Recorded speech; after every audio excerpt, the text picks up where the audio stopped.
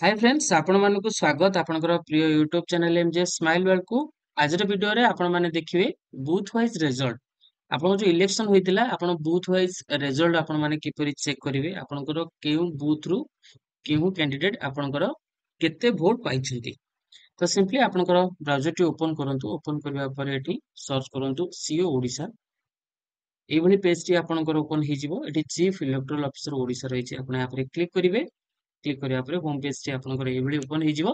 chief electoral officer Odisha मुख्य निर्वाचन अधिकारी ओडिसा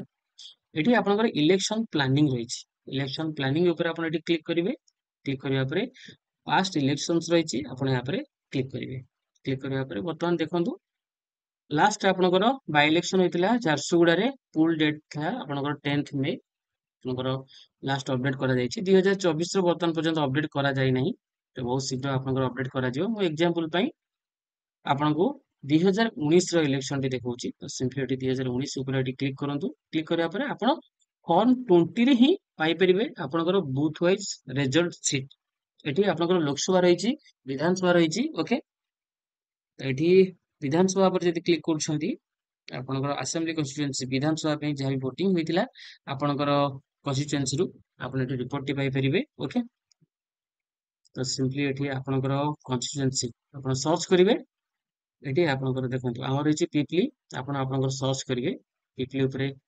क्लिक करिवे नेम रहिछि नेम ऊपर क्लिक करिवा पर एठी आपनकर फॉर्म 20 फाइनल रिजल्ट शीट आपनकर शो करिवो एठी कैंडिडेट मानकर ना थिबो polling station it is serial number of the polling station then total valid votes number of rejected votes nota total okay ये details आपन पाई परिबे फॉर्म 20 रु वर्तमान 2024 रो अपडेट करा जाय नै तो ठीक से भली लोकसभा पे आपनकर कन्स्टिट्यूएंसी रु केम बूथ रु केते वोटिंग होइतिला एठी लोकसभा ऊपर क्लिक करिवे लोकसभा ऊपर क्लिक करबा परे एठी आपनकर असेंबली कन्स्टिट्यूएंसी रो नेम रहिछि ओके आपण यहाँ पर क्लिक करिवे एठी आपण पाई परिबे कैंडिडेट मानकर नेम रहिछि टोटल वोटिंग रहिछि okay serial number of the police station रहिछि फॉर्म 20 हि बूथ वाइज रिजल्ट आपण पाई परिबे वर्तमान आपनकर 2024 रो डाटा अपडेट करा जाय नै बहुत शीघ्र आपनको अपडेट करा जिवो अपडेट करबा परे आपण एठु